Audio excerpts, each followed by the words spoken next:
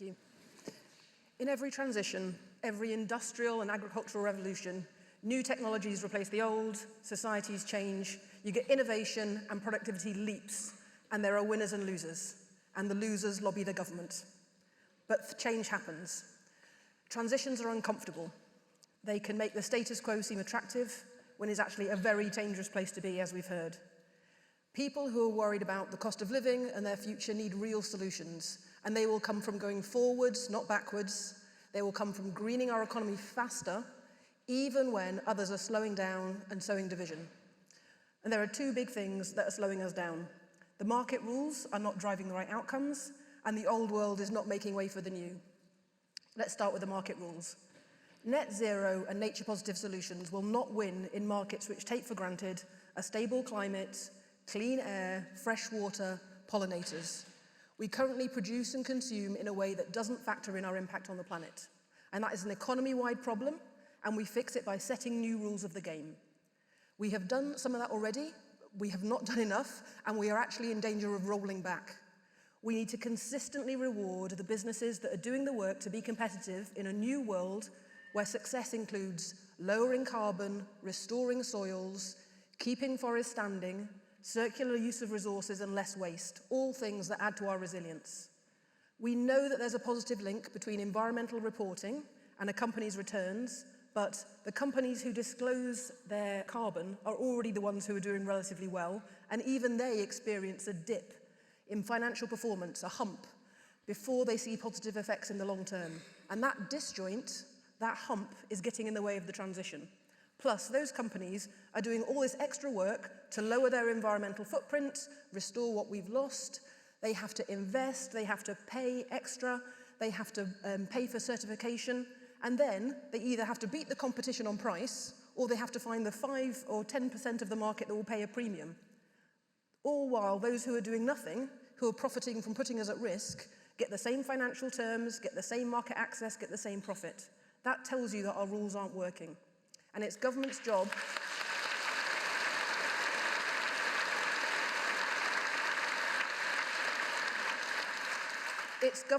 to change the rules when there are obvious market failures like this. The second thing that's slowing us down, the old guard are fighting not to be replaced. There are businesses that lose in any transition, but some could avoid it. Fossil fuel companies and big agricultural companies, they could diversify and they could clean up their act. Ørsted was a fossil fuel company that decided to become a renewables business, and that was in 2009, and 10 years later it was the largest offshore wind producer in the world, consistently outperforming the FTSE 100 and outperforming fossil fuel companies that hadn't made that switch like Shell. But the picture for the next Ørsted doesn't look so good. Spikes in the oil and gas prices since Russia invaded Ukraine have made fossil fuels very profitable again. And unless you have an automatic windfall tax, you can see why staying in that old world might be a very good strategy. And unfortunately, too many companies are making that choice, and they have deep pockets, and they can buy lobbyists, they can buy media space, they can even buy politicians to sow doubt and sow distrust.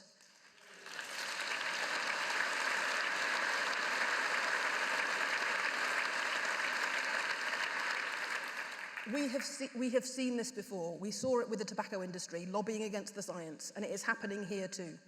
It is always government's job to distinguish between the overall economic interest and the interests of those it is hearing from most, but changes in industry take a long time to reflect in the voices that government hears. That will fix itself eventually, but it's the feature of these transitions that the companies that will be the industries of tomorrow, they get frustrated and outvoted. They often end up leaving the trade bodies that are supposed to represent them as the old guard dig in and protect their interests. So independent voices, academics, civil society are really important right now. And another thing that's important to say is that people and places should not be the winners and losers in this transition. Support for places and a safety net and retraining for people is absolutely essential. We need to build confidence in this shared mission if we want a dynamic culture where ideas can come and go, but people can find better jobs in more successful, more productive firms, and places can find their new niche. So, I've said that the economics can tell us when we should be acting, and it tells us how to navigate this transition, but there's also bad economic arguments getting in the way, so let's deal with those too. First, I'll say why we should transition, but this has been said before. Nick Stern said it in 2006, he said it again in his new book. The costs of action massively, the costs of inaction are massively outweighed by the cost of action. I think I said that the wrong way around. The case is overwhelming. Even the most cautious estimates of cost and benefits. Proving that was so important because our economic models were not flashing red in the face of the climate and nature crisis. Models are simplifications, they help us answer particular questions, but they don't include everything that our economy depends on, and they did not include the environment. They didn't include a functioning finance system, if you remember that. Those things are just assumed to be there. So changes or failures are a major blind spot. Now, the OBR, the Bank of England, the Green Finance Institute, they're all correcting that now. They're all aware that climate and nature is a major systemic risk for the economic and finance system. So why are we still not acting? Why is it so hard? Let's deal with the bad arguments. First one, we can't afford net zero. Yes, debt levels are high because of the financial crisis and because of COVID. And that's true that for lots of things that we need in this transition have got upfront costs and long-term benefits. But the economics doesn't change because of the fiscal situation we're in.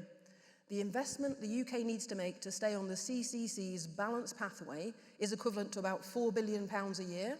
That's 0.2% of GDP. And we can start seeing that to pay back from 2041. Even if other countries don't act, that would generate returns for the UK.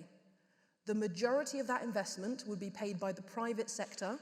With the right incentives and policy, they would cover 40 to 90% of what is needed. And the public sector share could be funded by national banks and asset-backed lending, where the economics stack up like they do here. Plus, delaying until you can afford it assumes that costs won't increase or that it'll be cheaper later, and that isn't true. Learning by doing delivers major savings. The Oxford Martin School and the Smith School have been looking at this in the context of the energy transition. They compared a fast, a slow, and no transition, and faster is cheaper. The faster transition saves $12 trillion compared to staying on fossil fuels. That is more than twice the saving of a slow transition. Bad argument two, the UK can't do this by itself.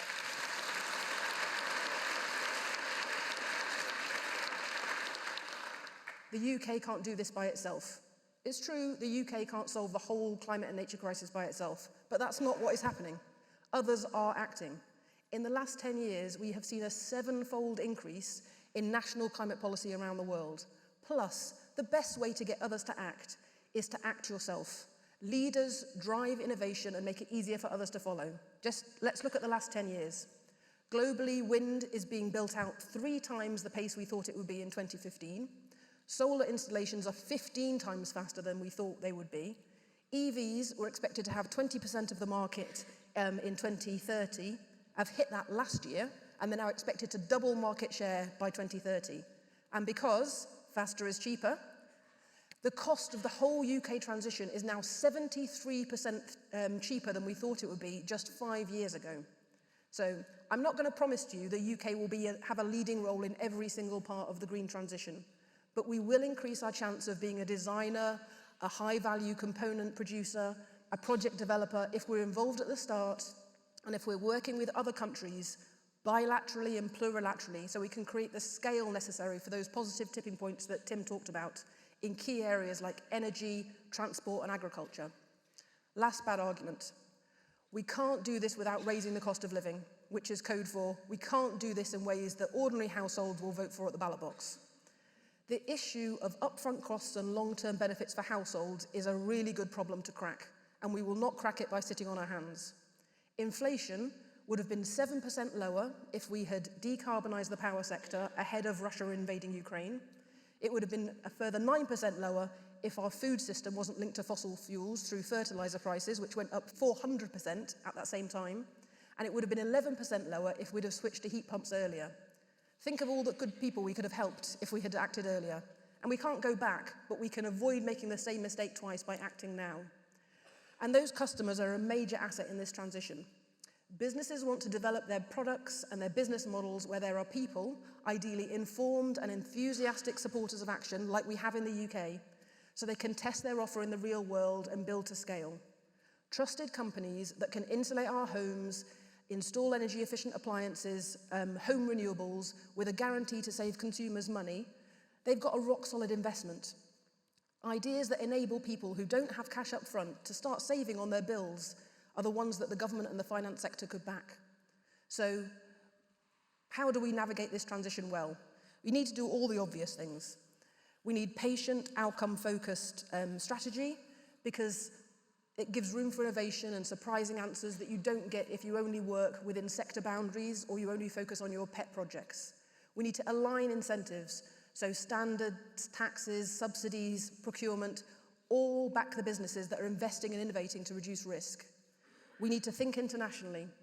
Most of the sectors we now need to transition, industrial goods, agricultural goods, are globally traded. So we need carbon border adjustments and we need minimum standards so that our efforts in the UK are effective, and we're building the secure supply chains with partners overseas who are solving the same problems that we are. We need to use government money and regulation sparingly and smartly. Evidence supports subsidies that are time limited, taxes that ratchet up over time and can be avoided.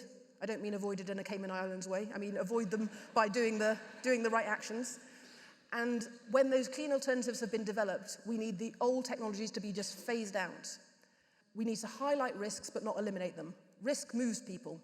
So government should speed up the process of businesses seeing what risks they face, but it should get ready for some failures. And I want to end with what might be an unusual test of our transition, but it has to work for low and middle income households. They are key to public acceptance and they are key to building really leading businesses. There's going to be a lot of jobs.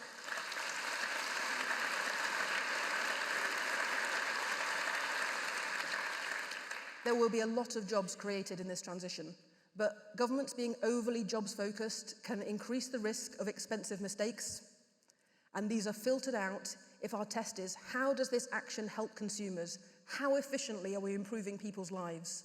The jobs that are built on that strategy will be around for a long time, and I would argue, so is the government that makes that their focus.